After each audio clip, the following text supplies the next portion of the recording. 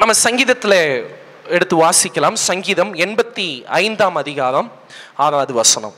உமது ஜனங்கள் உம்மில் மகிழ்ந்திருக்கும்படி நீர் எங்களை திரும்ப உயிர்ப்பிக்க மாட்டீரோ. சங்கீதக்காரன் இங்கு நமக்கு தெளிவாக சொல்லுகிறதான காரியம் என்ன? ஆண்டவரே, உம்முடைய ஜனங்கள் உம்மில் மகிழ்ந்திருக்கும்படி. அப்படின்னா அர்த்தம் என்ன? இந்த உலகத்தில் அநேக மகிழ்ச்சிகள் கிடைக்கிறது. சினிமா தியேட்டர்ல ஒரு மகிழ்ச்சி கிடைக்குது, பீச்சுக்கு போனா ஒரு மகிழ்ச்சி கிடைக்குது, கிரிக்கெட் பார்க்கும்போது ஒரு மகிழ்ச்சி கிடைக்குது, ஃப்ரெண்ட்ஸோடு கூட சுத்தும் போது ஒரு மகிழ்ச்சி கிடைக்குது. இப்படி அநேக சந்தோஷங்கள் இந்த உலகத்தில் எங்களுக்கு கிடைக்கிறது. ஆனாலும் எனக்கு ஒரு சந்தோஷம் தேவை. அந்த சந்தோஷம் என்னவென்றால் அது உம்மில் நான் மகிழ்ந்திருக்கணும். ஆண்டவரே, உம்முடைய ஜனங்கள் உம்மில் மகிழ்ந்திருக்கும்படி. வாசிங்க. உம்முடைய ஜனங்கள் உம்மில் மகிழ்ந்திருக்கும்படி நீர் எங்களை திரும்ப உயிர்ப்பிக்க மாட்டீரோ. அப்படி என்றால் என்ன? எங்களுக்கு ஏற்கனவே உயிர்ப்பிக்கப்பட்டதான ஒரு அனுபவம் இருக்கிறது. ஏற்கனவே இந்த ரட்சிப்பின் சந்தோஷத்தை பெற்றுக்கொண்டதான ஒரு அனுபவம் இருக்கிறது. இதற்கு முன்னாடி என்னுடைய வாழ்க்கையிலே இயேசு என்னிடத்தில் வருவதற்கு முன்னாடி நான் செய்ததான குற்றங்கள் அநேக பாவ நாசமோசங்களிலே நாம் வாழ்ந்து நம்மளுடைய வாழ்க்கையை சீரழித்துக் கொண்டிருந்தோம். ஆனா ஆண்டவர் அப்படிப்பட்ட நிலையில இருந்து நம்மளை தூக்கி எடுத்து நமக்கு ரட்சிப்பை கொடுத்து, அந்த ரட்சிப்பு நடக்கிறதான வேளையிலே நம்மளுடைய கண்களிலே கண்ணீர் வடிந்தோடி இருதயங்கள் உடைக்கப்பட்டு ஆண்டவருடைய சமூகத்துல ஒப்பு கொடுத்து, இனி உமக்காக வாழுவேன், இனி பாவம் செய்யாம வாழுவேன்னு சொல்லி ஏற்கனவே இந்த உயிர் பெற்றதான அனுபவத்தை நாம் பெற்றிருக்கிறோம். ஆனா இப்ப அந்த அனுபவத்தை எங்கேயோ நாம் தொலைத்து விட்டோம். ஐயா, எனக்கு ஏற்கனவே இந்த அனுபவம் இருக்குங்க. அந்த இயேசுவினுடைய ரட்சிப்பு என்னங்கிறது தெரியும். அந்த ரட்சிப்புக்குள்ள இருக்க சமாதானம் என்னங்கிறது எனக்கு தெரியும். ஆனா இப்ப அதை நான் எங்கேயோ தொலைச்சிட்டேன். ஏற்கனவே எனக்கு அந்த உயிர்ப்பிக்கப்பட்டதான அந்த அனுபவம் உள்ளது. ஆனா இப்ப இந்த உலகத்தினுடைய நாசமோசங்களிலே மீண்டும் சிக்கிக்கொண்டு என்னுடைய அந்த ரட்சிப்பின் அனுபவத்தை நான் எங்கேயோ இழந்திருக்கிறேன். ஆதியில ஜெபித்த அனுபவம் இல்ல, ரட்சிக்கப்பட்ட ஆரம்பத்துல தேவனுக்காய் ஓடின ஓட்டங்கள் இன்னைக்கு இல்ல. அந்த அனுபவங்கள் இன்னைக்கு எனக்கு மாறிடுச்சு. அவருக்காக செய்த கிரியைகள் ஒவ்வொன்றுமா என்னை விட்டு தூர போயிடுச்சு.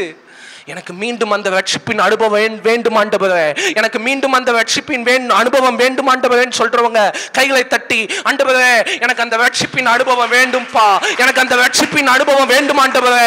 உம்முடைய ஜனங்கள் மீண்டும் உம்மில் மகிழ்ந்திருக்கும்படி நீர் எங்களை மீண்டும் உயிர்ப்பிக்க மாட்டீரோ. இன்னைக்கு எத்தனை பேர் சொல்றீங்க, ஆண்டவரே என்னை மீண்டும் உயிர்ப்பிக்க மாட்டீரோ, என்னை மீண்டும் உயிர்ப்பிக்க மாட்டீரோ? இந்த அனுபவத்தை கேட்டு வந்திருக்கவங்க எத்தனை பேருங்க இங்க? இன்னைக்கு தேவன் உங்களுக்கு சொல்லுகிற காரியம், உன்னை உயிர்ப்பித்து தான் இந்த இடத்துல இருந்து நான் அனுப்புவேன், உன்னை உயிர்ப்பித்து தான் இந்த இடத்துல இருந்து அனுப்புவேன். அந்த அனுபவம் நமக்கு வேண்டும், அந்த அனுபவம் நமக்கு வேண்டும். அந்த சங்கீதத்தின் புஸ்தகத்தை மீண்டுமாய் வாசிங்க. உமது ஜனங்கள் உம்மில் மகிழ்ந்திருக்கும்படி நீர் எங்களை திரும்பவும் உயிர்ப்பிக்க மாட்டீரோ. ஆண்டவரே, நீ திரும்ப என்ன உயிர்ப்பிக்க மாட்டீங்களாப்பா, எங்களை திரும்ப உயிர்ப்பிக்க மாட்டீங்களா ஆண்டவரே? ஒரு நாள் நீர் என்னை தொட்ட போது அந்த ரட்சிப்பின் அனுபவத்தை நான் பெற்றிருந்த அந்த ஆரம்ப நாட்களில டெய்லியும் ஜெபம் பண்ணுவேன்ப்பா. உங்களை தேடி தேடி வந்து உட்கார்ந்து இருந்த அந்த நாட்கள் உண்டு. அவருக்காக, அவருடைய ஊழியத்துக்காக யாருமே இன்விடேஷன் வைக்கலனாலும் அவரை தேடி தேடி போய் ஜனங்களை தேடி தேடி பார்த்து அவருடைய சத்தியத்தின் சுவிசேஷத்தை சொன்னதான நாட்கள் இருந்திருக்கு. ஆனா இன்னைக்கு அது இல்ல. இன்னைக்கு அவைகளை தொலைத்து விட்டோம். ஆனா இன்னைக்கு இந்த இடத்துல தேவன் இடத்துல கேளுங்க, ஆண்டவரே திரும்ப என்னை உயிர்ப்பிக்க மாட்டீரோ, திரும்ப என்னை உயிர்ப்பிக்க மாட்டீரோ? அந்த நாள் எனக்கு மீண்டும் வேணும்பா. அன்னைக்கு ஒரு சமாதானம் எனக்குள்ள இருந்தது, ஆனா அதை இன்னைக்கு நான் தொலைச்சிட்டேன். அன்னைக்கு நீங்க கொடுத்த அந்த ரட்சிப்புல ஒரு பெரிய சந்தோஷம் இருந்துச்சு, இன்னைக்கு நான் தொலைச்சிட்டேன். நீங்க செய்யக்கூடாதுன்னு சொன்னதையே செஞ்சேன், நீங்க போக கூடாதுன்னு சொன்ன இடத்துக்கு போனேன், மாட்டிக்கிட்டேன்பா. அங்க நான் மாட்டிக்கிட்டேன், அந்த இடத்துக்குள்ள நான் சிக்கிக்கொண்டேன்.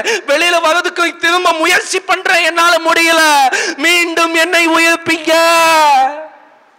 மீண்டும் என்னை உயிர்ப்பிங்க ஆண்டவரே, மீண்டும் என்னை உயிர்ப்பிங்க ஆண்டவரே.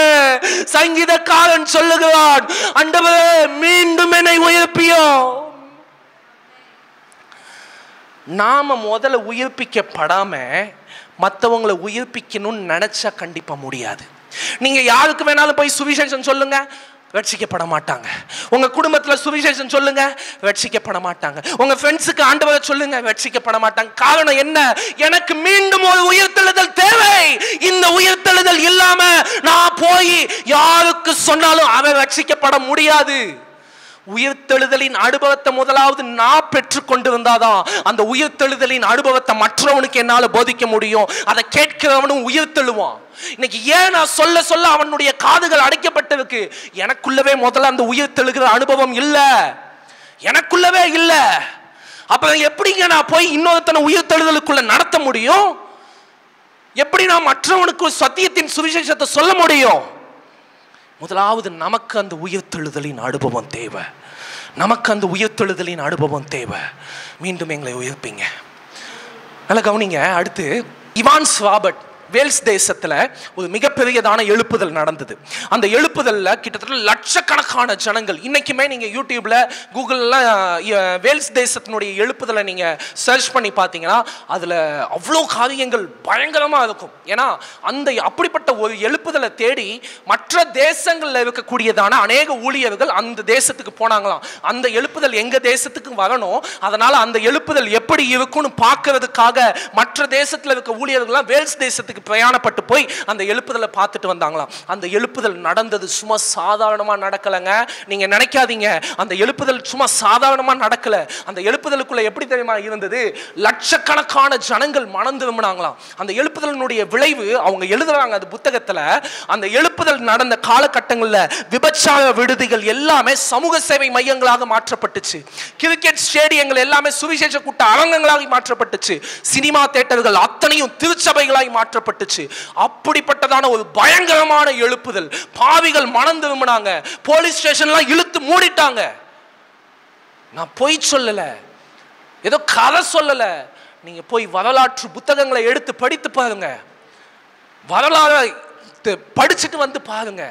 அதுல அவங்க எழுதி வைக்க காரியம் போலீஸ் ஸ்டேஷன்லாம் பூட்டு போட்டிட்டு போயிட்டாங்களாம். குற்றங்கள் நடக்கல, பாவிகள் எல்லாம் மனம் திரும்பிட்டாங்க. அந்த தேசத்துல 2 வருஷம் அந்த எழுப்புதல் நிலைத்து நின்றது. அப்படிப்பட்டதான ஒரு எழுப்புதல் வேல்ஸ் தேசத்துல உண்டாச்சு. அந்த எழுப்புதலுக்கு காரணமாக இருந்த மனிதன் இவான்ஸ் ராபர்ட். அந்த இவான்ஸ் ராபர்ட் இந்த எழுப்புதலை கொண்டு வருவதற்கு ரொம்ப சாதாரணமாக கொண்டு வர கிடையாது. எடுத்தோடனே போய் ஜெபம் பண்ணி பிரசங்கம் பண்ணி அப்படி வர கிடையாது. அந்த மனுஷன் ஒரு சுரங்க தொழிலாளி. ஆண்டவர் சொன்னாரு அந்த மனுஷன் கிட்ட, எப்பா இவான்ஸ் ஒன்னை கொண்டு நான் இந்த தேசத்துக்குள்ள எழுப்புதலை கொண்டு வர போறேன், நீ போய் ஜெபம் பண்ணு. பல நாட்கள் இவங்க ஜெபம் பண்ண ஆரம்பிச்சாங்க. இவரும் அவருடைய நண்பன் ஜாஷ்வான்னு சொல்லி ஒரு போதகரும் இவங்க 2 பேரும் சேர்ந்து ஜெபிக்க ஆரம்பிச்சாங்க. அப்போ ஆண்டவர் இவங்களுக்கு சொன்னதான காரியம் என்னன்னா, நீங்க இப்படி ஜெபிச்சா இந்த தேசத்துக்குள்ள எழுப்புதல் வராது. நீங்க ஜெபிக்க வேண்டிய விதத்தை நான் உங்களுக்கு கற்றுக் கொடுக்கிறேன். நீங்க எப்படி ஜெபிக்கணும்னா, ஆண்டவரே எங்களை நாங்கள் வளைக்கிறோம், ஆண்டவரே bend us me Lord, bend us me அப்படின்னு சொல்லி அவங்க ஜெபிக்க ஆரம்பிச்சாங்க. எங்களை வளைக்கிறோம், எங்களை நாங்கள் வளைக்கிறோம் ஆண்டவரே. முதலாவது எங்களுக்குள் அந்த உயிர்த்தெழுதல் அனுபவம் வேண்டும். நான் மாறாம மற்றவங்களை மாற்ற முடியாது. நான் மாறாம என் குடும்பத்தை மாற்ற முடியாது. நான் மாறாம என் ஃப்ரெண்ட்ஸை மாற்ற முடியாது. பாவிகள் பாவம் செஞ்சுட்டு தான் இருப்பாங்க. பாவிகளை என்னால ரட்சிப்புக்குள்ள நடத்த முடியாது. காரணம் என்னன்னா, எனக்கே ஒரு உயிர்த்தெழுதல் அனுபவம் தேவை. எனக்கே ஒரு உயிர்த்தெழுதல் அனுபவம் தேவை. என்னுடைய வாழ்க்கையிலேயே இன்னும் தேவனை தேடாத அநேக காரியங்கள் இருக்கு. தேவனுக்கு முதலிடம் கொடுக்காத அநேக கிரியைகள் என்னிடத்துல காணப்படுது. எனக்குள்ளவே சில நேரம் மாற்றங்கள் தேவை. எனக்குள்ள இந்த மாற்றம் நடக்காம நான் யாரையுமே மாற்ற முடியாது. முதல்ல நம்ம மாறணும். ஆனா நம்ம மாறணும்னு நினைக்கும் போதெல்லாம் பிசாசு நம்மளுடைய காதுகள்ல வந்து சொல்லுகிறதான வார்த்தை என்ன தெரியுமா? ஏய், உன்னால எப்படி மாற முடியும்? நீ எப்படி ஜெபம் பண்ண முடியும்? நீ எப்படி வேதம் வாசிக்க முடியும்? நீ எப்படி தேவனை தேட முடியும்? உனக்கே இவ்வளவு பிரச்சனைகள், உனக்கே இவ்வளவு போராட்டங்கள், இந்த நெருக்கடியில ஏன் இவ்வளவு நேரம் எடுத்து ஜெபம் பண்ற?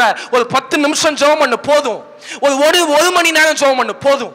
பிசாசு இப்படியாக உங்க சிந்தனையை மாத்துவான். ஒரு மணி நேரம் ஜெபம் பண்ணிட்டாலே நமக்கு பல நேரத்துல திருப்தி அடைஞ்சிடுறோம்.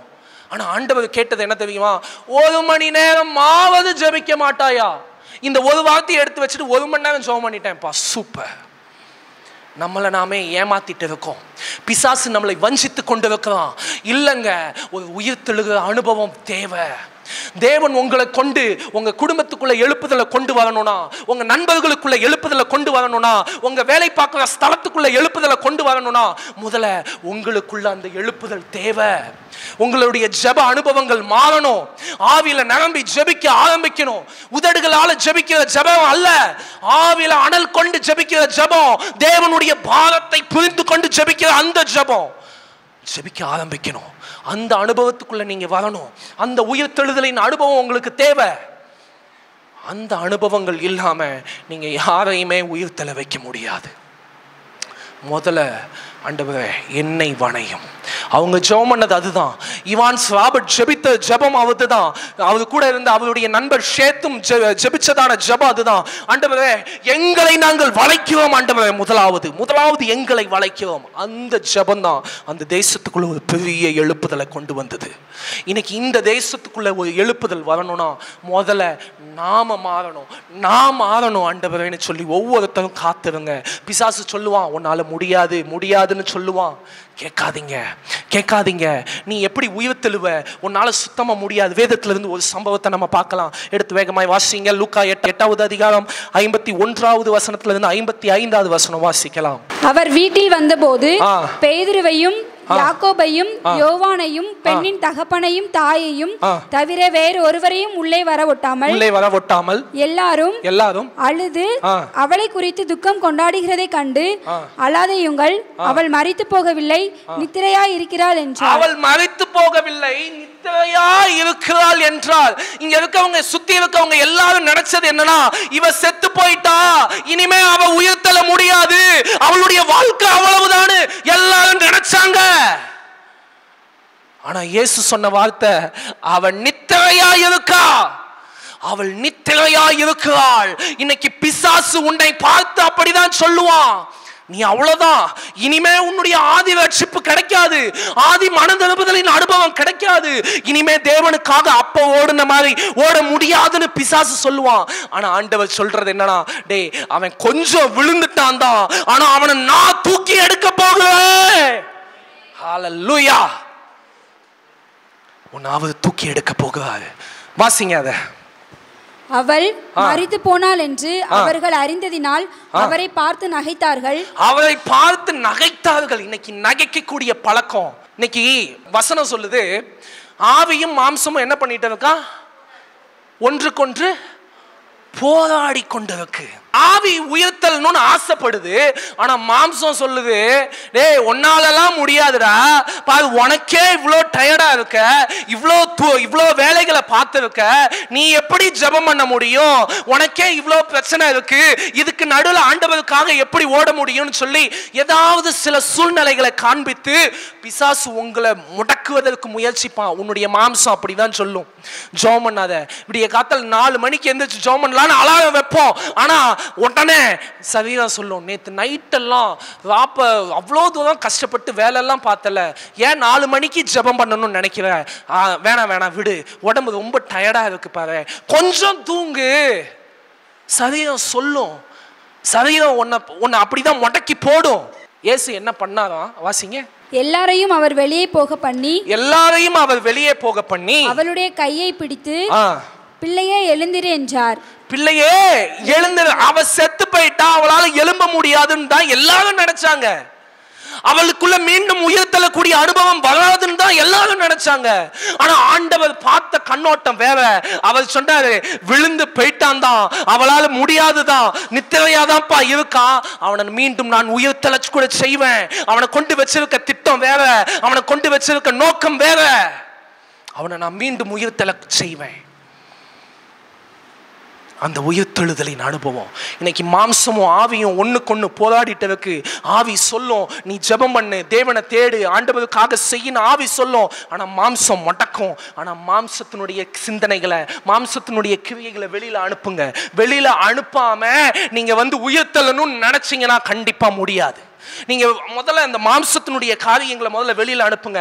இல்ல, என் உடம்பு டயர்டு தான், எனக்கு பலவீனம் தான், ஆனா ஆண்டவர் அதுக்குள்ள எனக்கு பலன் கொடுப்பாருன்னு சொல்லி உங்களுடைய மாம்சத்தோடு கூட போராடி நீங்க ஜெபிக்க ஆரம்பிங்க. ஆண்டவர் உங்களுக்கு அந்த உயிர்த்தெழுதலின் அனுபவத்தை கொடுப்பார். இன்னைக்கு நமக்கு ஏன் நம்ம சோர்ந்து போறோம், ஏன் நம்ம விழுந்து போறோம், ஏன் தேவனோடு கூட நம்மளால உறவாட முடியல, ஏன் அந்த ஆதியினுடைய அனுபவங்கள் நமக்கு இல்ல? மாம்சம் உங்களை முடக்குது. மாம்சம் உன்னை உயிர்த்தெழ விடாம தடுக்குது. எல்லாரும் அந்த ஸ்திரீயை பார்த்து அதான் சொன்னாங்க, அந்த பெண்ணை பார்த்து, அவ செத்து போயிட்டா, அவளால முடியாது. ஆனா உலகத்தான் பார்த்த விதத்துக்கும் தேவன் பார்த்த விதத்துக்கும் ரொம்ப வித்தியாசம் இருந்தது. அவங்க பேரண்ட்ஸே நினைச்சாங்க, எப்படிப்பா முடிய போகுது? ஆனா ஆண்டவர் அவன் நித்திரையாதான்ப்பா இருக்கா. அதே தாங்க இன்னைக்கு அவருன்னு சொல்றாரு. நீ கொஞ்சம் விழுந்துட்டதான், கொஞ்சம் தடுமாறிட்டதான், கொஞ்சம் உன்னுடைய பாத திசை மாறிடுச்சுதான். ஆனா அந்த பாதையை இந்த நாளில நான் உயிர்த்தெழ செய்ய போகிறேன். அந்த பாதையை இந்த நாளில நான் உயிர்த்தெழ செய்ய போகிறேன். நன்றி, நன்றி ஆண்டவர். கோலியாத்து ஒரு பெரிய ராட்சதன் போல இருந்தான். அவனை வீழ்த்துறதுக்கு இஸ்ரவேலின் ராஜாவே பயந்து போய் ஓரத்துல உட்கார்ந்துட்டு இஸ்ரவேல்ல யாராவது இருக்காங்களான்னு அனௌன்ஸ்மெண்ட் விட்டுட்டு இருந்தார். இஸ்ரவேலின் ராஜாவாலேயே கோலியாத் கிட்ட போக முடியல. நம்ம தாவீது எங்கேயோ ஊர் சுத்திட்டு எப்பா என்ன நடக்குதுன்னு சும்மா வேடிக்கை பார்க்க வந்த பையன்.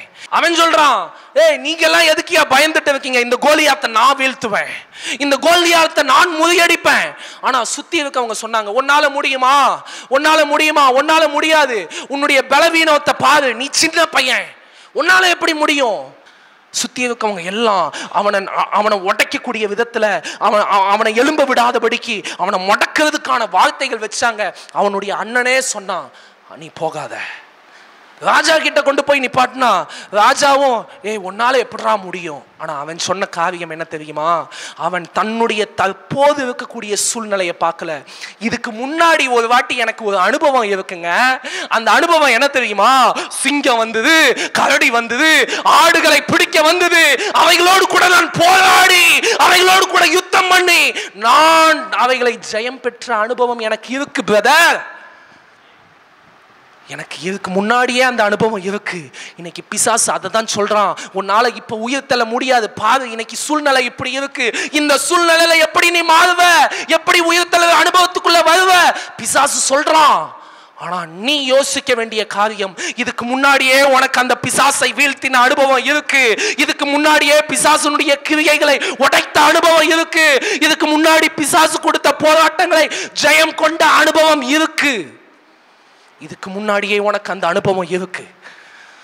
புரியல நான் சொல்றது, உங்களுக்கு விளங்கல, உங்களுடைய அந்த பார்க்குற விதங்களை எனக்கு காண்பிச்சு கொடுக்குது. நான் சொல்றது உங்களுக்கு இன்னும் சரியா விளங்கல. நிறைய பேர் நம்ம நினைச்சு கொள்றோம், என்னால மீண்டும் அந்த அனுபவத்துக்குள்ள போக முடியுமா, மீண்டும் தேவன் அண்டையில கிட்டி சேர முடியுமா, மீண்டும் ஆண்டவருக்காக எழும்ப முடியுமா? நம்ம அப்படிதான் நினைக்கிறோம். தாவீது அததான் சொன்னாங்க, எழும்ப முடியாதுன்னு சொன்னாங்க. ஆனா தாவீது யோசித்த காரியம் தற்போது இருக்க அந்த பிரச்சனைய அல்ல, தற்போது இருக்க அந்த பலவீனத்தை அல்ல, அதுக்கு முன்னாடி அவன் ஜெயம் பெற்ற காரியத்தை வைத்து அவன் சொன்னான், அப்ப நான் ஜெயிச்சேன், இப்பவும் நான் ஜெயிப்பேன், தேவனுடைய பலத்தை கொண்டு அதை செய்வேன்னு சொன்னான். ஜெயம் பெற்றான். அந்த அனுபவம் உங்களுக்கு கிடைக்கும், அந்த அனுபவம் உங்களுக்கு வரும். இதுக்கு முன்னாடி அந்த ரட்சிப்பின் ஆரம்ப நாட்களில் பிசாசுனுடைய கிரியைகளை உடைத்தது போல மீண்டும் உங்களால உடைக்க முடியும். ஆனா பிசாசு அநேகரை இன்னைக்கு இந்த காரியத்துக்குள்ள முடக்கி வச்சு முடியாது முடியாது முடியாது இல்லைங்க. தேவன் உயிர்த்தெழ வைப்பார். மீண்டும் அந்த உயிர்த்தெழக்கூடிய அனுபவம், மீண்டும் உயிர்த்தெழக்கூடிய அனுபவம், மீண்டும் உயிர்த்தெழக்கூடிய அனுபவம். நன்றி அப்பா. சரி, எல்லாம் கவனிங்க. மீண்டும் நம்ம உயிர்த்தெழணும் அப்படின்றதான அந்த அனுபவத்துக்குள்ள நம்ம வரணும். நீங்க கிடைக்கிற அதே நிலை கிடையாது. அநேக பரிசுத்தவான்கள் தேவ மனிதர்கள் இடத்துல ஊழியர்கள் இடத்துல நான் பேசியிருந்தப்பெல்லாம், ஆனால் சில தம்பிமார்கள் சில தங்கச்சிகள்லாம் வந்து என் இடத்துல சொல்லும்போது, இந்த வாலிப வயதில் நாங்கள் நல்லா இருந்தோம், ஆனால் இப்போ விழுந்துட்டோம், ஒரு காலத்தில் அந்த ரட்சிப்பின் அனுபவம் நல்லா இருந்துச்சு, ஆனால் இப்போ விழுந்துட்டோன்னு சொல்கிறாங்களே, இந்த அனுபவத்தை குறித்து நீங்கள் என்ன நினைக்கிறீங்க அப்படின்னு கேட்டப்பா அவங்க சொன்னதான காரியம் என்னன்னா, நாங்களும் அந்த பாதையை கடந்து வந்திருக்கோம் தம்பின்னு என்கிட்ட சொன்னாங்க. அவங்க மாத்திரம் கிடையாது, எனக்கும் அந்த அனுபவம் இருக்கு. சில நேரம் நாம விழுந்து போறோம் தான், ஆனா அதுல இருந்து மீண்டும் எழுந்து வைக்கிறோமா? பேதுரு விழுந்து போனாருதான், ஆனா மீண்டும் எழுந்தாரு. எழுந்தாரா இல்லையா? சும்மா உட்கார்ந்து இருக்கீங்க. பேதுரு விழுந்து போனாரு, எழுந்தாரா இல்லையா? எழுந்தாரு. எழுந்தாரா? எழுந்தார். யூதாஸ் விழுந்து போனார், எழுந்தாரா? எழல. காரணம் என்ன? விழுந்து போனவன் அவன் குற்ற உணர்வுலயே விழுந்து போனான். ஆனா பாவ உணர்வு அடைந்த இந்த பேதுருவோ, எனக்கு ரட்சிப்பை கொடுக்க ஒரு தேவன் இருக்காரு, நான் விழுந்து போனாலும் மீண்டும் என்னை தூக்குவதற்கு ஒரு தேவன் இருக்காருன்னு சொல்லி அவரை பிடித்து கொண்டான். இன்னைக்கு முடக்கப்பட்ட உன்னுடைய ஊழிய பாதை, முடங்கி போயிருக்கிறதான உன்னுடைய ஆவிக்குரிய வாழ்க்கை தேவன் மீண்டும் உயிர்த்தெழ வைக்க ஆசைப்படுகிறார். அதுக்கு நீங்க சில காரியங்களை கற்றுக்கொள்ளணும். முதலாவது, ஏன் எனக்கு முதலாவது இந்த உயிர்த்தெழக்கூடிய அனுபவம் ஏன் தேவை? ஏன் அந்த செத்த அனுபவத்துக்குள்ளாக நான் போகிறேன்? இந்த காரியங்களை, அதுக்கு அநேக காரியங்கள் இருக்கு. ஆனால் நம்ம சில ஒரு 4 இருந்து ஒரு 5 காரியங்கள் மட்டும் அது நேரத்தை பொறுத்து நம்ம பார்க்க போகிறோம். ரொம்ப கவனமா நீங்க நான் பேச போகிற காரியத்தை உங்களுடைய வாழ்க்கையோடு கூட நீங்க பொருத்தி கொண்டே வாங்க. நிச்சயமாய் தேவன் உங்களோடு கூட கிரியை செய்வாங்க. முதலாவது காரியம் எடுத்து வாசிங்க. 1 ராஜாக்களின் புஸ்தகம் 18ஆம் அதிகாரம் 21வது வசனம். அப்பொழுது எலியா சகல ஜனத்தண்டைக்கும் வந்து, நீங்கள் எந்த மட்டும் 2 நினைவுகளால் குந்தி குந்தி நடப்பீர்கள், கர்த்தர் தெய்வமானால் அவரை பின்பற்றுங்கள், பாகால் தெய்வமானால் அவனை பின்பற்றுங்கள். ஐயா, இன்றைக்கு கிறிஸ்தவ வாழ்க்கை வாழ்ந்து கொண்டிருக்கிற நீ எந்த மட்டும் இரட்டை நினைவுகளால் குந்தி குந்தி நடப்பா? ஞாயிற்றுக்கிழமை ஆனா சபைக்கு போவ, ஆனா அப்படியே சாயங்காலம் ஆனா தியேட்டருக்கு போவ, ஊழியத்துக்கும் போவ, அதே நேரத்தில் விஜய் டிவியில பிக் பாஸ் பார்க்கறதுக்கும் போவ. உன்னுடைய ஜீவியம் இரட்டை நினைவுகளால இருக்கு தம்பி. உன்னுடைய ஜீவியம் இரட்டை நினைவுகளால் அடங்கி இருக்கு தங்கச்சி. இவைகளை வைத்திருக்கனாலதான் நீ செத்த நிலைக்குள்ள போகிற. அதை அறிந்த எலியா அந்த ஜனங்களை நோக்கி சொல்லுகிறான், எந்த மட்டும் 2 நினைவுகளால் குந்தி குந்தி நடப்பீர்கள். பாகால் தெய்வம்னா ஒன்னு பாகால ஃபாலோ பண்ணு, கர்த்தர் தெய்வம்னா கர்த்தரை ஃபாலோ பண்ணு. 2ஐயும் இங்க ஃபாலோ பண்றதுக்கு இடம் இல்ல. ஒன்னு அனல் உள்ளவனா இரு, இல்லனா குளிர் உள்ளவனா இரு. 2மா இருந்தாய் வாந்தி பண்ணி போடுவேன்னு ஆண்டவரே சொல்றாரு. நம்ம ஆட்கள் நாம என்ன பண்ணுவோம்? ஆண்டவரும் முக்கியம், அதே நேரத்தில் இந்த உலகமும் முக்கியம். உலகத்தை என்னால வெறுக்க முடியாது பிரதர், அதே நேரத்தில் எனக்காக ஜீவனை கொடுத்து என்னை ரட்சித்த ஆண்டவரையும் விட முடியாது பிரதர். ஆனா ஆண்டவர்கிட்ட போய் சொல்லுங்க, ஆண்டவர் எனக்கு நீங்களும் வேணும் உலகமும் வேணும். அப்படியா? அப்படின்னா உனக்கு நரகம் தான் காத்து இருக்கு, நரகத்துல தூக்கி போடு. கிறிஸ்தவர்களுடைய ஜீவியம் இன்னைக்கு அநேக நேரத்தில் அப்படிதான் இருக்கு. சினிமாவை விட முடியல, சீரியலை விட முடியல, பிக் பாஸை விட முடியல, ரீல்ஸ் பார்க்கறத விட முடியல. இந்த அனுபவங்களை வைத்துக் கொண்டு நீ ஆவிக்குரிய வாழ்க்கையில உயர்த்தல்னா நிச்சயம் முடியாது. முதல்ல இந்த அனுபவங்கள்ல இருந்து நீ வெளியில வரணும். வெட்டை நினைவுகளை விடு, வெட்டை நினைவுகள்ல குந்தி குந்தி நடக்கிறத விடு. ஒன்னு பாகால் தெய்வனா பாகால ஃபாலோ பண்ணு, கர்த்தர் தெய்வனா கர்த்தரை ஃபாலோ பண்ணு. வெட்டை நினைவு, வெட்ட நினைவு. ஏன் இன்னைக்கு உயிர்த்தெழுற அனுபவம் வரமாட்டேன்றது? வெட்டை நினைவு விட முடியல. இங்கிட்டு வந்தா சபையில வந்தா நம்ம பாடுகிற பாடல் அன்பே கல்வாரி அன்பே அப்படின்லாம் பாடுவோம். இன்னொரு பாடல் ஒன்று இருக்கு, அன்பு கூறுவேன். அவர் மேல அப்படி நம்ம அந்த பாடும் போதே நமக்கு தெரியும், பிரதர் இவ்வளவா அன்பு கூறுவாரா பாருங்க, எவ்வளவாய் அந்த பிரதர் அன்பு கூர்ந்துட்டு இருக்காரு பாருங்க. நமக்கு தான் தெரியும் சாயங்காலம் வீட்டில் போனா என்ன வேலை பார்ப்பான்னு.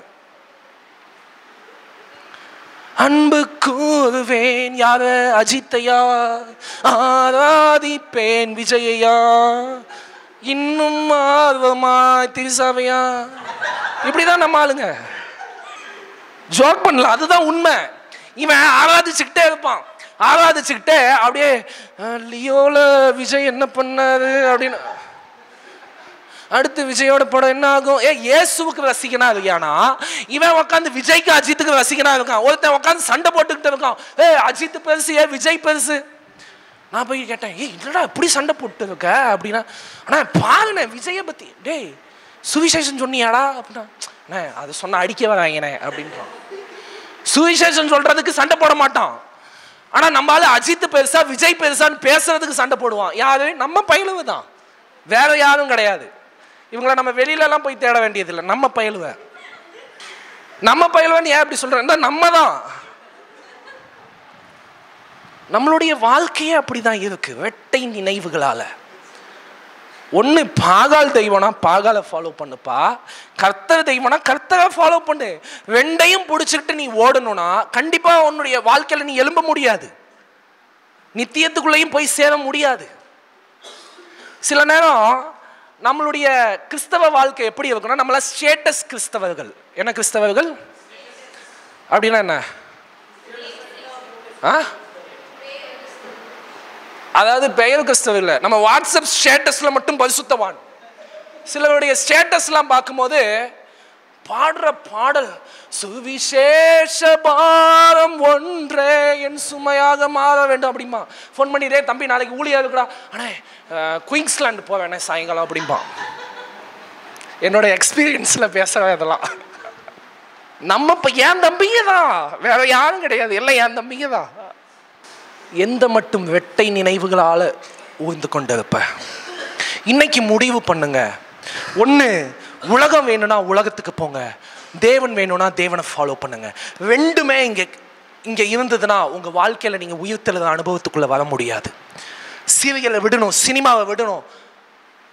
சினிமா பாடல்கள், இன்னைக்கு சினிமா பாடல்கள் தான் இன்னைக்கு நம்மளுடைய வாழ்க்கையில,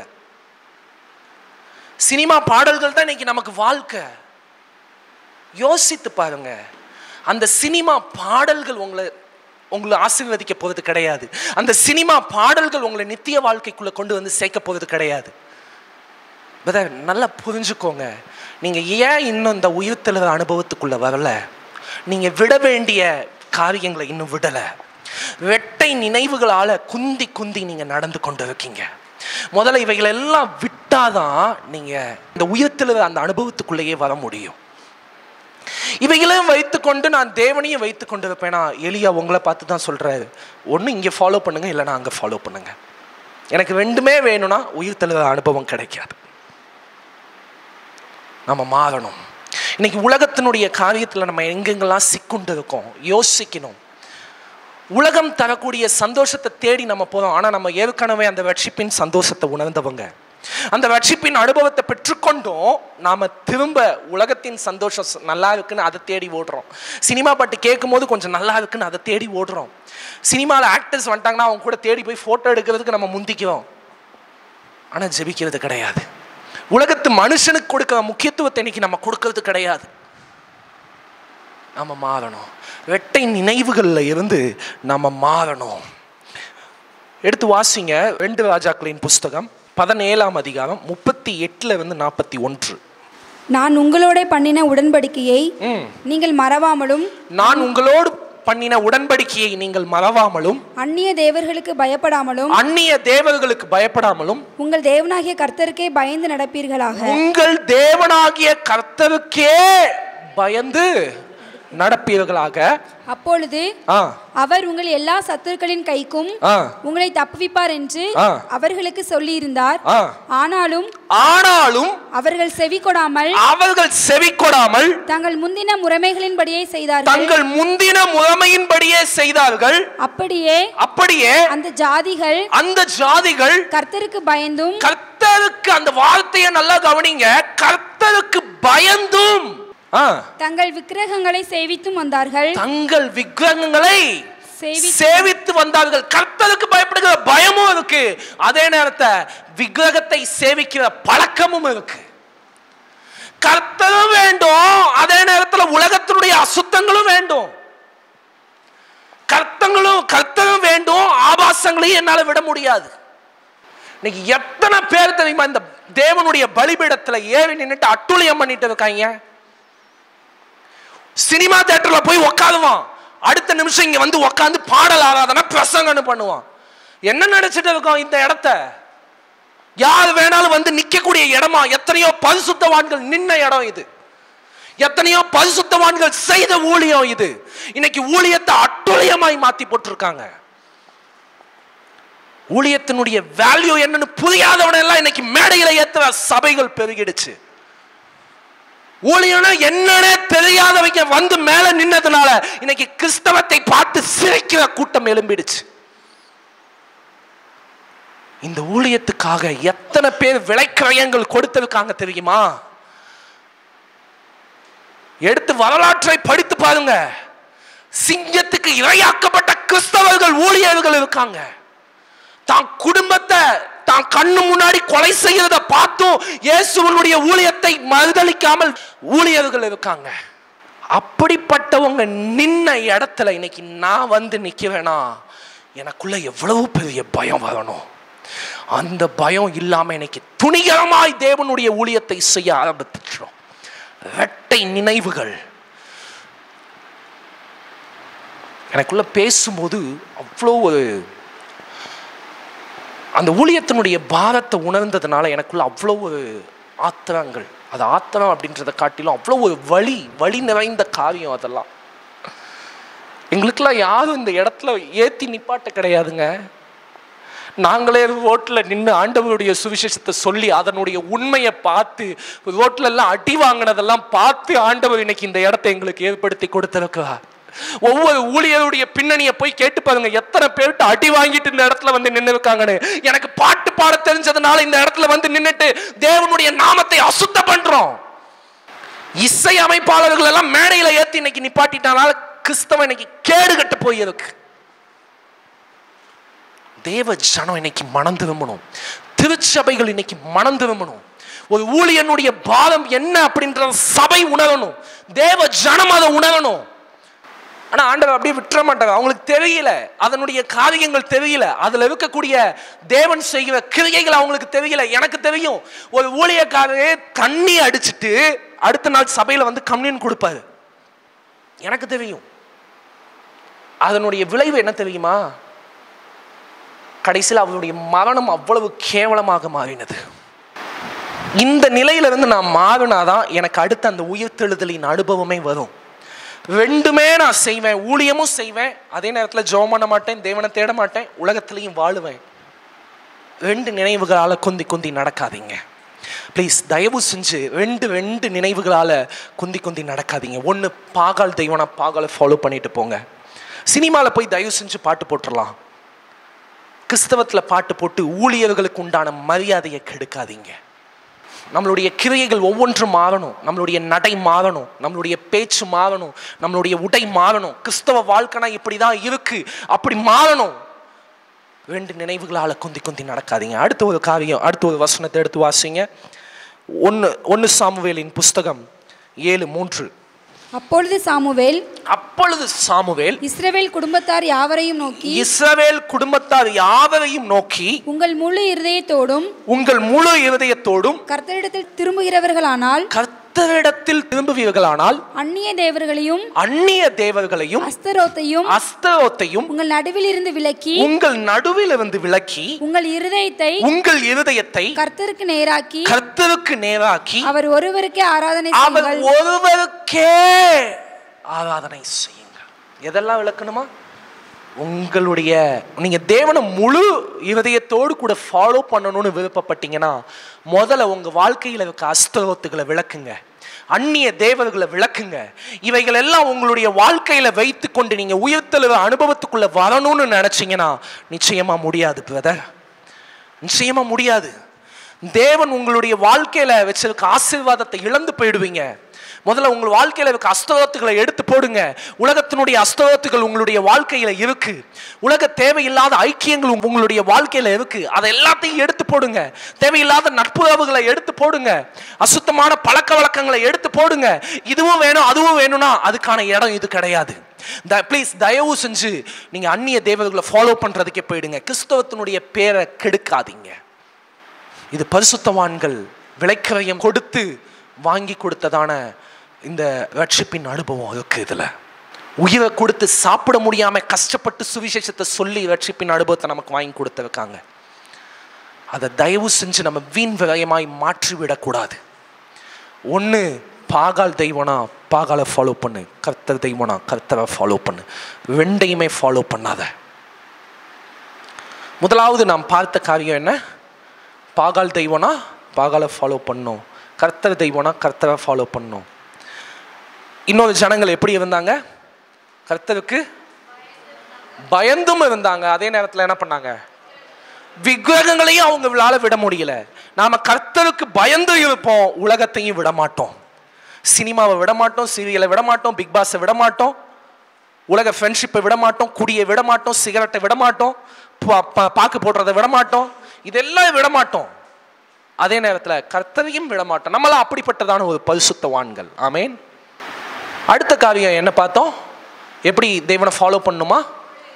முழு இருதயத்தோடு கூட விட வேண்டியவைகளை விட்டு ஃபாலோ பண்ணணும். உங்க வாழ்க்கையில இருக்க தேவையில்லாத அழுக்குகளை அகற்றி ஃபாலோ பண்ணுங்க. ஏன் பிரதர் அந்த ரட்சிப்பின் சந்தோஷத்தை உங்களுடைய வாழ்க்கையில நீங்க இழந்து போனீங்க? இதுதான் காரணம். இரட்டை வாழ்க்கை தான் காரணம். இந்த இரட்டை வாழ்க்கையில இருந்து நீங்க மனம் திரும்பணும். இரட்டை வாழ்க்கையை விடுங்க. சிகரெட்டை விடுங்க, பீடியை விடுங்க, கஞ்சாவை விடுங்க. இன்னைக்கு கிறிஸ்தவ சபைகளுக்குள்ள கஞ்சா பழக்கம் இருக்கு தெரியுமா? சபைக்கு வரவன் ஆராதனைக்கு வந்துட்டு போறானாங்கிறது கிடையாது, கஞ்சா சப்ளை பண்றது கூட வந்துட்டு போயிட்டு இருக்கான். வேதம் இப்படிதான் சொல்லுது. இதை ஃபாலோ பண்ணி அவருக்கு ஊழியம் செய்ய முடிஞ்சா செய், அப்படி இல்லைன்னா விட்டுட்டு போ. பரிசுத்தமுள்ள தேவனை ஆராதிக்கிறதுக்கு பரிசுத்த உதடுகள் தேவை. பரிசுத்தமுள்ள தேவனை ஆராதிக்கிறதுக்கு பரிசுத்த மனிதர்கள் தேவை. நம்மளால பரிசுத்தம் ஆக முடியாதுன்னு தான் அவருடைய விலைக்கிரயம் நம்மளை பரிசுத்தமாக்கினது. இதை உணராத கூட்டம் இன்னைக்கு வேற ஏதோ கூத்தடிச்சுக்கிட்டு இருக்கு. கூத்தாடிகளை கூட்டிட்டு வந்து மேடையில ஏற்றி கூத்தடிச்சுட்டு இருக்க காரியம் தான் இன்னைக்கு திருச்சபைகளுக்குள்ள நடந்துட்டு இருக்கு.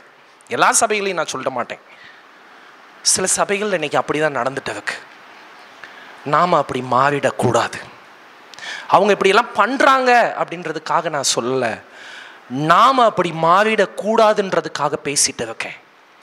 இந்த ஊழியத்தினுடைய வேல்யூ புரியணும். தேவன் நம்ம கையில கொடுத்திருக்கிறதான ஊழியம் எப்படிப்பட்டதுன்னு நாம புரிந்து கொள்ளணும். அதை புரிந்து கொண்டு நாம செய்யணும். வெட்ட வாழ்க்கை இருக்கக்கூடாதுங்க. நம்ம ஊழியம் ஆசீர்வதிக்கப்படணும்னா இந்த வெட்டை வாழ்க்கையை நம்ம எடுத்து போடணும். நம்மளுடைய குடும்பம் ஆசீர்வதிக்கப்படணும்னா வெட்டை வாழ்க்கையை எடுத்து போடணும். உங்களுடைய தொழிலில் முன்னேற்றம் வேணும்னா வெட்டை வாழ்க்கையை எடுத்து போடணும். வேலையில உயர்வு வேணும்னா வெட்டை வாழ்க்கையை எடுத்து போடணும். படிப்புல உயர்வு வேணும்னா வெட்டை வாழ்க்கையை எடுத்து போடணும். வெட்டை நினைவுகளால குந்தி குந்தி நடந்தா உங்களுடைய வாழ்க்கையில இருக்க ஆசீர்வாதத்தை நீங்க இழந்து போவீங்க. வேண்டாம். இன்னொரு காரியத்தை நம்ம வாசிக்கலாம். யோசுவா 24ஆம் அதிகாரம் 15வது வசனத்துல இருந்து 16வது வசனம். யோசுவா சொல்றாரு, கர்த்தரை சேவிக்கிறது உங்கள் பார்வைக்கு ஆகாததாய் கண்டால் பின்னை யாரை சேவிப்பீங்க, வேற யாரை சேவிப்பீங்க என்று தெரிந்து கொள்ளுங்கள். ஒன்னு அஜித்தை சேவிக்கணும்னா அஜித்தை சேவி, விஜய சேவிக்கணும்னா விஜய சேவி. நதிக்கு அப்புறத்தில் உங்கள் பிதாக்கள் சேவித்த சேவர்களை சேவிப்பீர்களோ? நீங்கள் வாசம் பண்ணுகிற தேசத்து குடிகளாகிய எமோரியரின் தேவர்களை சேவிப்பீர்களோ? நல்லா கவனிங்க. இந்த இடத்துல யோசுவா சொல்றாரு, கர்த்தரை சேவிக்கிறது உங்களுக்கு ஆகாததாய் கண்டால், அவர் உங்களுடைய வாழ்க்கையில செய்த நன்மைகள் அவ்வளவு ஆழமானது, அவர் உங்களை தெரிந்து கொண்ட விதம் அவ்வளவு ஆழமானது, அவர் உங்களுக்கு செய்த செய்கைகள் அவ்வளவு ஆழமானது. இதையெல்லாம் புரிந்து கொள்ளாமல், அவர் உங்களை நடத்தின விதங்களை உணர்ந்து கொள்ளாமல், அவர் உங்களை ரட்சித்த ரட்சிப்பை உணர்ந்து கொள்ளாமல் நீங்க இன்னும் உலகத்தை சேவிக்கணும்னு விருப்பப்படுறீங்களா? கர்த்தரை சேவிக்கிறது உங்களுக்கு ஆகாததை கண்டால் யாரை சேவிப்பீர்கள்? வேற யாருங்க உங்களால சேவிக்க முடியும்? இந்த உலகத்தை தேடி தேடி போறீங்களா? இந்த உலகத்தின் காரியங்களை சேவிப்பீர்களா? இன்னைக்கு அதை தான் சேவித்துக் கொண்டிருக்கோம். இன்னைக்கு நம்மளுடைய வாழ்க்கையே சோசியல் மீடியாலேயே ஓடிடுது. ஜெபம் பண்ண முடியல, வேதம் வாசிக்க முடியல. ஏன்? என்னுடைய வாழ்க்கை சோசியல் மீடியாக்குள்ள அடங்கி இருக்கு. நான் என்னுடைய வாழ்க்கையை ஒரு காலத்துல இயேசுவுக்கு ஒப்பு கொடுத்திருந்தேன். இன்னைக்கு என்னை அறியாமல் இன்னைக்கு சமூக வலைதளத்துக்கு ஒப்பு கொடுத்துட்டேன். இன்ஸ்டாவை பார்க்காம தூங்குறது கிடையாது, ரீல்ஸை பார்க்காம கண்ணை மூடுறது கிடையாது. ஜெபம் பண்ண நேரம் இருக்காது, வேதம் வாசிக்க நேரம் இருக்காது. ஆனா நைட்டு ஃபுல்லா உட்காந்து போன் பேசுறதுக்கு நேரம் இருக்கும். ஜெபம் பண்றதுக்கு, தேவனை தேடுறதுக்கு நம்ம இன்ட்ரெஸ்ட் காமிக்க மாட்டோம். ஆனா நாம எதுக்கு இன்ட்ரெஸ்ட் காமிப்போம்? உட்காந்து யூடியூப்ல உட்காந்து ஏதாவது ஒரு வீடியோவை சர்க்கிள் பண்ணி உட்காந்து பார்த்துட்டு இருப்போம். பிரதர், தயவு செஞ்சு நீங்க புரிஞ்சுக்கோங்க. ஒன்னு, கர்த்தர் தெய்வமானால் கர்த்தரை ஃபாலோ பண்ணுங்க, பாகால் தெய்வனா பாகாலை ஃபாலோ பண்ணுங்க. இவரை தேடுறதுக்கு நேரம் இல்லாத உனக்கு சோசியல் மீடியாக்குள்ள என்ன வேலை? இவரை தேடுறதுக்கு நேரம் இல்லாத உனக்கு போன் மணிக்கணக்கில் பேசிட்டு இருக்கிறதுக்கு எதுக்கு? காலையில எழுந்த உடனே ஜெபிக்கணும், நைட்டு தூங்கும் போது ஜெபிக்கணும். ஆனா நாம அதெல்லாம் செய்ய மாட்டோம். அதுக்காக காலையில எந்திரிச்ச உடனே தூங்கும் போது மட்டும் ஜெபம் பண்ணாதீங்க நான் சொன்னேன்ட்டு. ஒரு எக்ஸாம்பிளுக்கு சொல்றேன். அப்ப நான் தான் சொன்னேன், காலையில எந்திரிச்சு ஜெபம் பண்ணா மட்டும் போதும். நம்மளால எப்பெல்லாம் ஜெபிக்க முடியுதோ அப்பெல்லாம் ஜெபிக்கணும். வண்டியில போகும்போதே பேசிக்கிட்டே போங்க. அவர் பேசுவாருங்க. அவர் பேசுற விதம் நீங்கெல்லாம் இன்னும் நிறைய பேர் புரிந்து கொள்ளலை. ஏன் ஜெபம் பண்ண உக்காந்தா எந்திரிச்சு நம்ம வந்துடுறோம்? ஏன்னா இன்னும் அந்த கடவுள் பேசுற அனுபவத்துக்குள்ள இன்னும் நம்ம வரல. அவர் பேசுறத கேட்டுட்டீங்கன்னா அப்படியே மணிக்கணக்கில் உட்கார்ந்து இருப்பான். அடுத்து என்ன ஆண்டவரே, அடுத்து என்ன ஆண்டவரே, அடுத்து என்ன ஆண்டவரே. நான் யோசிச்சிருக்கேன். சில பரிசுத்தவான்கள் சொல்லுவாங்க, 5 மணி நேரம் ஜெபம் பண்ணோம், 3 நாள் கதவை சாத்திக்கிட்டு அவர் வெளில வரல அப்படிம்பாங்க அவங்க மனைவிமார்கள். அப்படி என்னையா பண்ணுவாங்கன்னு சொல்லி இந்த அனுபவத்துக்குள்ள வர்றதுக்கு முன்னாடி நான் யோசித்து இருக்கேன். ஆனா அந்த அனுபவத்துக்குள்ள வந்ததுக்கு அப்புறம் தான் தெரியுது, அவர் பேசும்போது உக்காந்துக்கிட்டே இருந்து கேட்டுக்கிட்டே இருக்கணும். அவர் சொல்லிக்கிட்டே இருப்பாரு. என்னெல்லாம் தெரியுமா சொல்வாரு? அவர் மனசுக்குள்ள இருக்கிறது எல்லாம் நமக்கு வெளிப்படுத்துவார். ரொம்ப அழகா இருக்கும். அவருடைய இருதயத்தினுடைய வழியை பேசுவார். சில நேரம் அவருடைய ஊழியத்தை எப்படியெல்லாம் பண்றாங்க அதெல்லாம் சொல்லுவார். இப்படியெல்லாம் பண்றாங்க பாரு, ஏன் இன்னைக்கு அவருடைய ஊழியத்துல இப்படியெல்லாம் நடக்குதுன்னு நாங்க பிரசங்கம் பண்றோம். ஏன் இன்னைக்கு அதெல்லாம் சொல்றோம்? ஏன்னைக்கு எங்களுக்குள்ள ஆதங்கம். இந்த ஆதங்கம் என்னோடது இல்லைங்க, அவரோடது. அவர் சொல்லுவாரு, அவர் சமூகத்துல உட்கார்ந்து இருக்கும் போது அதெல்லாம் வெளிப்படுத்துவாரு. கண்ணுல கண்ணீரா வரும். பாரா, பவுல், ஸ்தேவான் எத்தனை பேர் எனக்காக ரத்தம் சிந்தினாங்க. ஆனா இன்னைக்கு அதை வச்சு வியாபாரம் பண்ணிட்டு இருக்காங்க. சொல்லுவாரு, கர்த்தரை சேவிக்கிறது உங்களுக்கு ஆகாததாய் கண்டால் பின்ன யாரை சேவிப்பீங்க? சபையில் உட்காந்து பாடல் ஆராதனை நடக்கும், வார்த்தை போயிட்டு இருக்கும், தேவனுக்கு பயப்படுகிற பயம் இருக்காது. உட்காந்து ஃபோன் நோண்டிக்கிட்டு இருப்பான். எப்படிங்க நீங்க உயிர்த்தல முடியும்? தேவனுக்கு பயப்படுகிற பயம்னு ஒன்று இருக்கு. அதை இன்னைக்கு இருக்க ஊழியர்கள் காண்பித்து கொடுக்க தவறிட்டாங்க. தயவு செஞ்சு அவங்கள ஃபாலோ பண்ணாதீங்க. தயவு செஞ்சு அந்த ஊழியர்களுடைய பிரசங்கங்களை கேட்காதீங்க. அது உங்களுடைய காதுகளுக்கு இனிமையாக தான் இருக்கும். வசனம் சொல்லுது, தயவு செஞ்சு அவங்கள ஃபாலோ பண்ணாதீங்க. அப்படிப்பட்ட ஆட்களுக்கு தான் யோசுவா சொல்றாரு, கர்த்தரை சேவிக்கிறது உங்களுக்கு ஆகாததாய் கண்டால் பின்ன யாரை சேவிப்பீங்க? உங்களுடைய நண்பர்கள் காண்பிக்கிற தேவனையா? உங்களுடைய நண்பர்கள் காமிக்கிற தேவன் யாரு? உலகம், உலகத்தினுடைய அசுத்தம், உலகத்தினுடைய நண்பர்கள் கூட்டம், சினிமா, வாழ்க்கை. இதை தான் இன்னைக்கு உங்களுடைய நண்பர்கள் காண்பிப்பாங்க. அந்த தேவர்களையா? இல்ல. இத சொல்லிட்டு யோசுவா அடுத்த செகண்ட் சொல்ற வசனம் சொல்லிட்டு, நீங்க யார வேணாலும் சேவிப்பீங்கப்பா, நீங்க என்ன வேணாலும் பண்ணுங்க, நீங்க எந்த தேவர்களை வேணாலும் சேவிங்க, இந்த உலகம் வேணும்னா உலகத்தை ஃபாலோ பண்ணிப்போ, எந்த மனுஷன் வேணும்னாலும் அவன் ஃபாலோ பண்ணிப்போ, உன் குடும்பம் முக்கியம்னா உன் குடும்பத்தை ஃபாலோ பண்ணிட்டு போ. ஆனா நானும் என் வீட்டாருமோ வென்றால், நானும் என் வீட்டாருமோ வென்றால் கர்த்தரையே சேவிப்போம். எவன் வேணாலும் உனக்கு தேவையான ஆசைப்பட்ட இடத்துக்கெல்லாம் போய் எதை சேவிக்கணுமோ சேவி. ஆனால் நானும் என் வீட்டாருமோ வென்றால் கர்த்தரையே சேவிப்போம். அந்த அனுபவம் நமக்கு வேண்டும் பிரதர், அந்த அனுபவம் நமக்கு வேண்டும். யார் வேணாலும் எப்படி வேணாலும் போகட்டுங்க, யார் வேண்டுமானாலும் இந்த ஊழியத்தை எப்படி வேணாலும் செய்யட்டும், ஆனா என்ன நம்பி உண்மையாய் கொடுத்த தேவனுக்கு நான் உண்மையா செய்யணுங்க. நானும் என் வீட்டாகுமோ வென்றால் ஒரு மனுஷன் இங்க வேணுங்க. தேவன் அதை தான் பார்க்கிறாரு. ஒரு கூட்டம் அந்நிய தேவர்களை ஃபாலோ பண்ணாலும் தேவனுக்காய் வைராக்கியமாய் இருக்கிற ஒரு மனுஷன் சொல்ற வார்த்தை, நீங்க என்ன வேணாலும் பண்ணுங்க, ஆனா நானும் என் வீட்டாகுமோ வென்றால். இந்த வார்த்தையை அவன் சொன்ன உடனே அடுத்து அந்த ஜனங்க சொல்ற வார்த்தையை கவனிங்களே. அந்த வார்த்தை ரொம்ப அடுத்த ஆரம்ப வார்த்தையே ரொம்ப முக்கியம். அப்பொழுது வாசிங்க. அப்பொழுது ஜனங்கள் பிரதியுத்தரமாக வேறே தேவர்களை சேவிக்கும்படி கர்த்தரை விட்டு விலகுகிற காரியம் எங்களுக்கு தூரமாய் இருப்பதாக. அப்ப ஒரு மனுஷன் தேவனுக்காக வைராக்கியம் காண்பிக்கிற ஒரு மனுஷன் நிற்கும் போது அவன் அத்தனை ஜனங்களுக்கு ரோல் மாடலா மாறி போறான். இவன் சொன்ன உடனே மத்த எல்லாருமே சொல்றாங்க, ஓகேங்க இவன் சொல்ற பாதை கரெக்ட், எங்களுக்கு அந்த தேவர்கள் முக்கியம் இல்ல. நீ சொன்னல யோசுவா கர்த்தரை ஃபாலோ பண்ணுன்னு சொன்னல, அந்த தேவனை நாங்களும் ஃபாலோ பண்றோம். ஒரு மனுஷன் தன்னை முன்மாதிரியாய் காண்பிக்கிற ஒரு மனிதன் இங்க தேவை. நாம எப்படி இருக்க போறோம்? ஏன் நம்மளால உயிர்த்தெழ முடியல? இரட்டை வாழ்க்கை. இன்னைக்கு நம்ம சேவிக்க வேண்டியது யாரையோ என்னென்னத்தையோ நம்ம சேவித்து கொண்டு இருக்கிறோம். இன்னைக்கு நம்ம சேவிக்க வேண்டிய தேவனை நம்ம விட்டு விட்டோம். ஆனா இன்னைக்கு நாம சொல்லணும், இன்னைக்கு யார் வேணாலும் என்ன வேணாலும் பண்ணட்டும். என் ஃப்ரெண்ட்ஸு இன்னைக்கு கூட இருக்கவங்க, சபைக்குள்ள இருக்கவங்க, ஸ்பிரிச்சுவல் ஃப்ரெண்ட்ஸு உலகத்தின் பக்கம் போயிட்டு இருப்பான். ஆனா நானும் என் வீட்டாகுமோ வென்றால் கர்த்தரையே சேவிப்போம்.